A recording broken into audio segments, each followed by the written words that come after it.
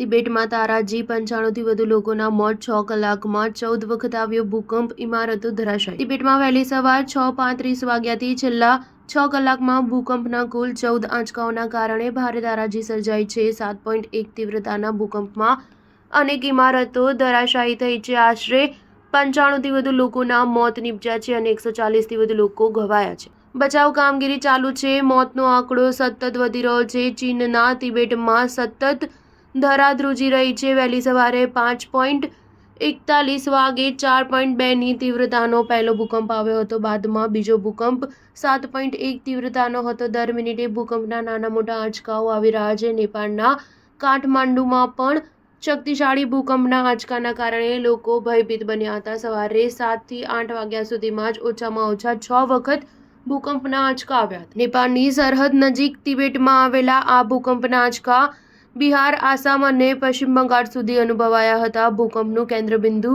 તિબેટમાં ઝીજાંગ પર હતું. ચીને પણ ભૂકંપના કારણે પોતાની બાજુ સ્થિત માઉન્ટ એવરેસ્ટ પર અવરજવર બંધ કરી છે. વિશ્વભરમાં સૌથી વધુ ભૂકંપ અને ભયાનક ભૂકંપના આંચકા ચીનમાં આવ્યા છે. 1990થી 2024 દરમિયાન ચીનમાં કુલ 186 ભૂકંપ નોંધાયા હતા, જેમાં અંદાજે $10 લાખ નુકસાન થયું છે.